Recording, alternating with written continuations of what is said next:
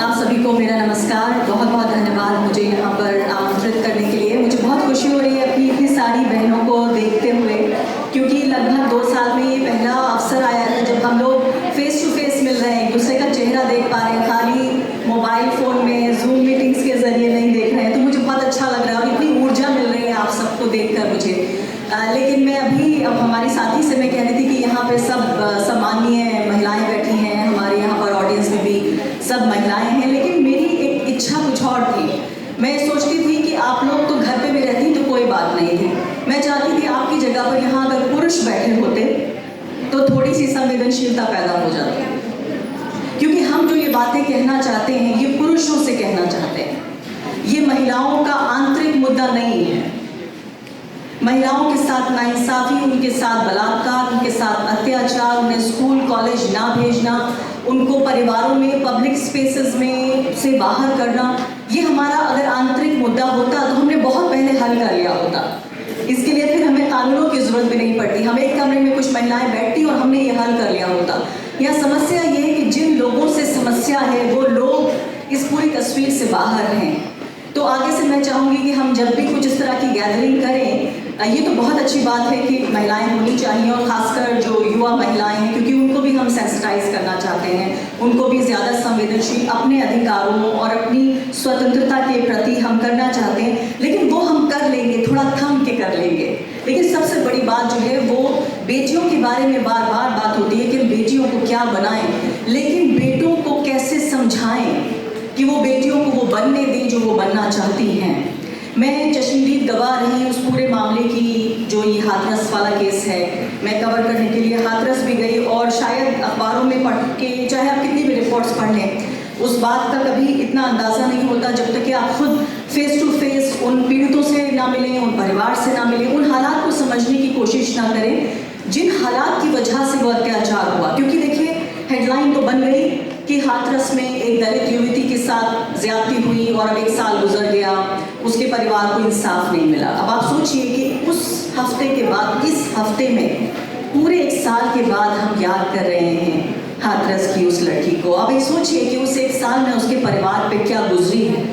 जो हिंसा उस लड़की के साथ हुई वो तो हुई, लेकिन जो हिंसा इस पूरे 1 साल में सही इस परिवार ने, जो वो इंसाफ की मांग कर रहा था, वो उस हिंसा से कुछ कम नहीं है। जिसकी जान जानी थी वो चली गई, जिस लड़की के साथ जो ज्यादती होनी थी वो हो चुकी, और शायद इस बात पर थोड़ा सब्र भी कर लिया होता उसके परिवार वालों ने, अगर उन्हें फिर से वो हिंसा का जो एक नया चक्र है, जो एक नया साइकिल है इस पूरे इंसाफ की कड़ी में, अगर उससे नहीं होके गुजरना पड़ता। यहाँ पर मैं कुछ चीज़ें कहना चाहती हूँ कि मैं क्यों ये फ़र्क देखती हूँ। मैं पिछले करीब 2 दशकों से पत्रकारिता कर रही हूँ, महिलाओं के मुद्दों को भी देखती हूँ, सरकार के कामकाज पे भी टिप्पणी करती हूँ, रिपोर्टिंग करती हूँ। क्यों मुझे लगता है कि आज जब हम यहाँ पर मिलकर बैठे हैं और हम बात करने की कोशिश कर रहे हैं, ये क्यों अलग है 2014 से पहले। मैं इसको रेखांकित करना चाहती हूँ। 2014 से पहले ऐसा नहीं है कि महिलाओं के साथ ज्यादती नहीं होती थी, ऐसा नहीं है कि दलित महिलाओं के साथ ज्यादती नहीं होती थी। अगर ऐसा नहीं होता तो हमें शायद SC/ST एक्ट नहीं लाना पड़ता और फिर उसको लागू कराने के लिए उससे ज़्यादा मेहनत नहीं करनी पड़ती। हमें अपनी पुलिस फोर्सेस, इन सबको, जजों को, जुडिशरी, खासकर लोअर जुडिशरी, वकीलों, पत्रकारों, इन सबको सेंसिटाइज करने की ज़रूरत नहीं पड़ती। इसका मतलब दिक्कतें पहले भी थी, बहुत दिक्कतें थी। मतलब मैं कहूँगी इस अत्याचार का एक इतना लंबा इतिहास है कि जब ये लिखा जाएगा तो हमारे आपके खून से लिखा जाएगा और इसमें बड़ी बड़ी किताबें भर जाएंगी जितना अत्याचार हुआ है। लेकिन जो अत्याचार पिछले 7 साल में देखा गया वो क्यों अलग है? सबसे पहली बात इसमें अलग इसलिए है क्योंकि पहले समाज को शर्म आती थी जब इस तरह की घटना होती थी। पहले पुलिस प्रशासन, वकील, अदालत, पत्रकार शर्मिंदा होते थे, एम्बैरेस्ड होते थे कि नहीं, इस बारे में बात नहीं करनी है। बहुत आसानी से मुंह पर बलात्कार नाम का शब्द नहीं लाते थे, कहते थे ज्यादती हुई है, जुल्म हुआ है, ताकि परिवार में इस तरह का एक बड़ा ही एक रूड शब्द माना जाता था कि नहीं कहना चाहिए। इसका मतलब उन्हें लगता था कि जो हुआ है वो गलत हुआ है और ऐसा नहीं होना चाहिए और इस परिवार को इंसाफ मिलना चाहिए, चाहे वो लड़की जिंदा है या उस लड़की को, जैसे नए कानून के बाद ये भी मामले बहुत सामने आ रहे हैं कि जो पीड़ित है बलात्कार की, उसको मिटाया जा सके। अब जो बदल गया है वो ये कि सबसे पहले जब पीड़िता ये कहती है कि मेरे साथ बलात्कार हुआ है तो कहते हैं झूठ बोल रही हो। फिर परिवार कहता है कि हमारी बेटी के साथ इस तरह की ज्यादती हुई है, कहते हैं परिवार भी झूठ बोल रहा है। फिर पत्रकार कहता है कि मैंने इस घटना को देखा है, मैं इस पर रिपोर्टिंग कर रहा हूँ, पत्रकार भी झूठ बोल रहा है। पत्रकार न सिर्फ कि झूठ बोल रहा है बल्कि इस तरह की रिपोर्टिंग करने वाले, इस तरह के मामलों को दर्ज करने वाले पत्रकारों पर केसेस हो रहे हैं। आज जबकि 1 साल बाद हम हाथरस की उस अपनी बहन का जिक्र कर रहे हैं, जो कि क्या अच्छा होता कि हमारे बीच यहाँ मौजूद होती और हमारी बातें सुन रही होती, लेकिन उसके भाग्य में ऐसा नहीं था।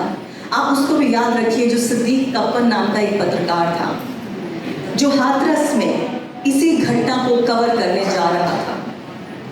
वो पत्रकार जो आपको बताना चाहता था कि क्या हुआ है। तो सबसे बड़ी बात तो वो पीड़िता झूठी है, परिवार झूठा है, पत्रकार झूठा है। पीड़िता का परिवार जेल जाएगा, पत्रकार जेल जाएगा, पत्रकार का परिवार जेल जाएगा। ये पहली बार हुआ है। हमारी जो नई सरकार है उसे बहुत शौक है इतिहास बनाने का और कहते हैं कि देश में पहली बार, ये भी देश में पहली बार हो रहा है जबकि पीड़ित और पीड़ित के परिवार, चाहे वो गौरक्षा से जुड़े मामले रहे हों, जो भारतीय अल्पसंख्यकों के खिलाफ हो, या फिर आप ये देखिए कि दलितों के खिलाफ मामले रहे हों, पीड़ित और पीड़ित के परिवार को जेल में डाला जाता है, उसे सताया जाता है। जो पत्रकार इस पर रिपोर्टिंग कर रहे हैं उन्हें सताया जाता है। तो मैं चाहती हूँ कि जब हम ये बात कर रहे हों तो एक बार सिद्दीक कप्पन, उसके साथी और उनके परिवार के बारे में भी थोड़ा सा सोचें, दिमाग की एक छोटी सी खिड़की उनके लिए खोल लें कि वो भी एक व्यक्ति है जो इस मामले पर रिपोर्टिंग करने जा रहा था और अभी तक अपने परिवार से 1 साल बाद भी नहीं मिल पाया है। तो हाथरस की उस युवती के अलावा एक और जो परिवार है, बल्कि 4 और जो परिवार हैं जिनको इंसाफ चाहिए, वो कप्पन और उसके साथी। अब मैं आपको बता रही हूँ कि जिस दिन ये कप्पन को उठा लिया गया पुलिस के जरिए, गिरफ्तारी तो फिर क्या होती, रास्ते में उसको जिस तरह से पकड़ा गया, उसी दिन मैं जा रही थी हाथरस ये कवर करने के लिए। मेरे पास फोन आया कि ऐसा ऐसा हो गया है और ट्वीट भी करने लगे लोग कि इस तरह से कोई एक बड़ा मॉड्यूल बस्ट कर दिया गया है और किस तरह से जो है वो अंतर्राष्ट्रीय साजिश है और ये सब चीज़ें। मैं एक ऐसी पत्रकार हूँ जिसने अफगानिस्तान, इराक जैसे जो जंग के मैदान है वहाँ से रिपोर्टिंग की है। मैं कश्मीर में गई रिपोर्टिंग करने के लिए, जब वहाँ से आर्टिकल 370 हटा लिया गया था, पूरा कम्युनिकेशन ब्लॉकेट था, यानी आप फ़ोन पे बात नहीं कर सकते थे। मैं जब वहाँ पहुँच गई थी तो मेरे परिवार के पास या मेरे दफ्तर के पास कोई जरिया नहीं था मुझ तक पहुँचने का। उस पर भी मुझे लोगों ने नहीं चेताया। जब मैं इराक जा रही थी नहीं कहा मुझसे कि मत जाओ, जब मैं अफगानिस्तान जा रही थी नहीं कहा मुझसे कि मत जाओ, जब मैं कश्मीर जा रही थी मुझसे नहीं कहा गया कि मत जाओ, मेरा काम है ये। जब मैं हाथरस जा रही थी तो मेरे दोस्तों ने, मेरे परिवार ने मुझसे पूछा क्या जाना ज़रूरी है।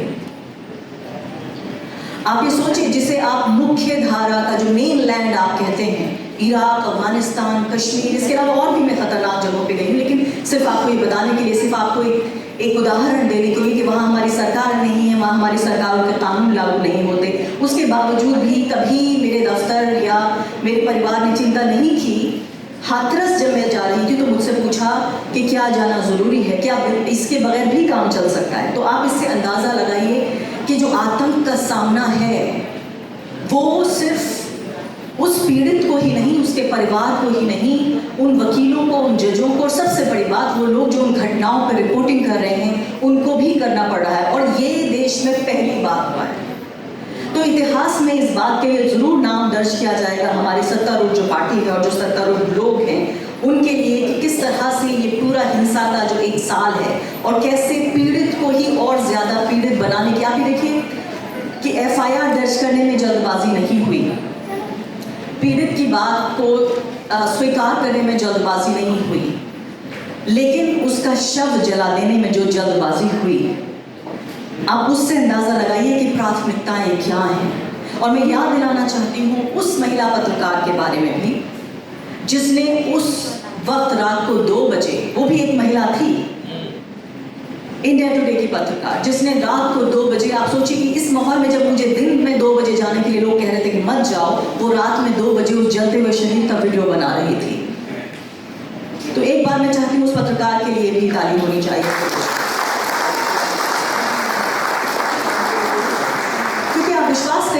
जब जब कोई पत्रकार खड़ा होता है, जब जब कोई वकील खड़ा होता है, जब जब कोई जज खड़ा होता है, जब जब कोई ब्यूरोक्रेट, कोई सामाजिक कार्यकर्ता, हम जैसी महिलाएं यहाँ पर हम खड़े, आप विश्वास कीजिए ये खतरे से खाली नहीं है। अभी यहाँ पर हम बोल रहे हैं, न जाने हम क्या बोल जाएं और कब जो है कुछ देश के खिलाफ हो जाए, कब यहाँ पर हम राजद्रोह कर दें, हम क्या बोल दें, कुछ पता नहीं है। हर एक शब्द को नापा तोला जाता है। मैंने अलीगढ़ में एक भाषण दिया था, 24 मिनट का भाषण था, 1 साल से ज़्यादा हो गया, जनवरी 2020 की बात है। उस भाषण में 24 मिनट के भाषण में से 40 सेकंड निकालकर हर रोज़, आप सोचिए कोई हफ्ता ऐसा नहीं गुजरता जिस दिन ट्विटर पे वो 40 सेकंड का वीडियो ट्रेंड ना करता हो, उस 24 मिनट के वीडियो में से निकालकर। तो पता नहीं इसमें से कौन से 4 सेंटेंस निकाल के बता दिया जाए कि देखिए ये राजद्रोह है, देशद्रोह है, और एक खास नेता के खिलाफ आप कोई बात कहते हैं तो वो उस नेता के खिलाफ हो जाती है, उस नेता के धर्म के खिलाफ हो जाती है और देश के खिलाफ हो जाती है। तो उस नेता में और देश में कोई फर्क नहीं है, वो नेता ही देश बन गया है, देश ही नेता बन गया है। तो इसलिए ये भी बहुत ज़रूरी है कि हम इस बात को समझें कि इस 1 साल में और क्या कुछ हुआ। यहाँ पर मेरी बहनें बैठी हुई हैं, मेरी बहनें, उनकी बेटियां भी हैं, उनकी अपनी बहनें भी हैं, आने वाली पीढ़ियां भी हैं। मैं सोचती हूँ उनके लिए, बहुत चिंतित हो जाती हूँ कि हम लोग यहाँ बैठे हुए हैं, जब हाथरस की घटना होती है तो एक लड़की के साथ ज्यादती होती है, लेकिन हजारों लड़कियों की हिम्मत टूटती है।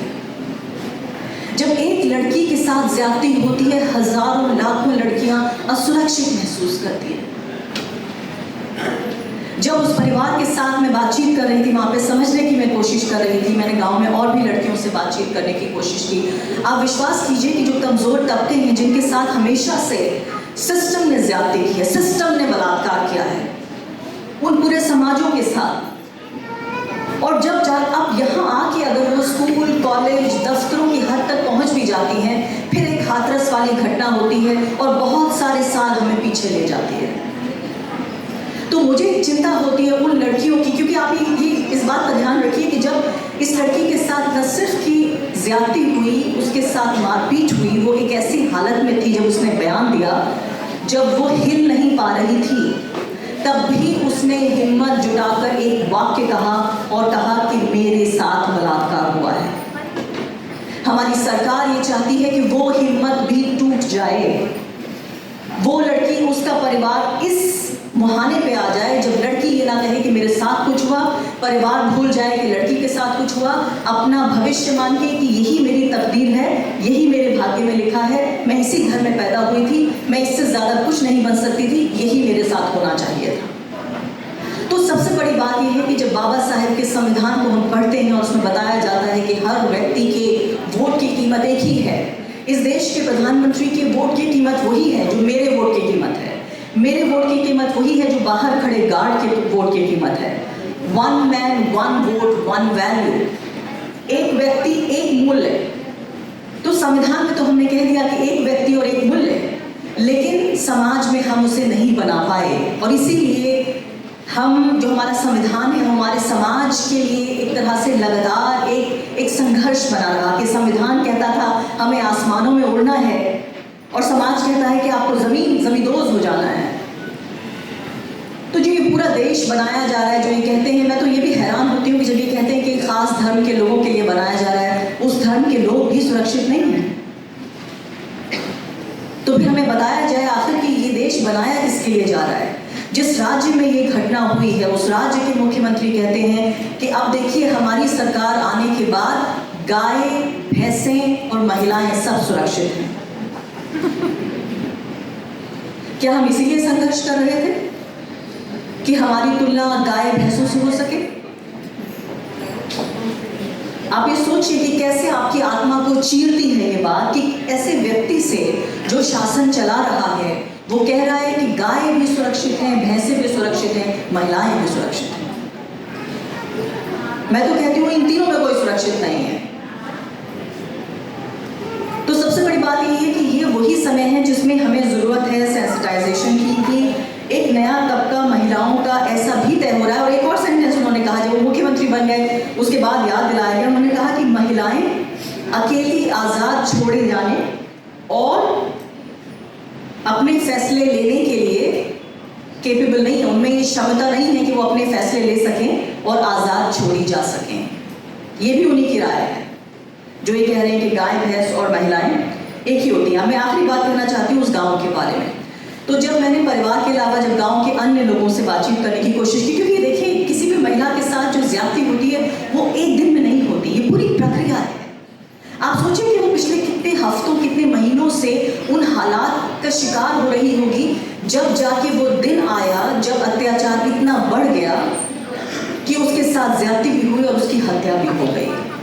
तो उस पूरी प्रक्रिया को समझने की कोशिश करिए। उस गांव का अगर आप देखें, एक मुआयना करने की कोशिश करें, तो उस गांव में जो दलित समाज के लोग हैं उन्हें सिर्फ उनके समाज के लिए जो काम बना है इसके अलावा कुछ भी करने की इजाज़त नहीं है।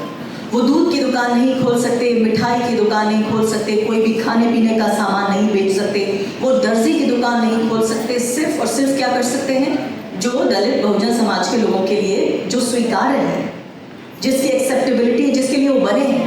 आप जानते हैं क्यों बने, कैसे तय किया गया हमारे लिए कि आप ये करेंगे और हमारी ज़रूरत है। अगर उन्हें इसके लिए हमारी ज़रूरत नहीं होती तो वो कहते कि आप दुनिया के पटल पे आपकी ज़रूरत ही नहीं है।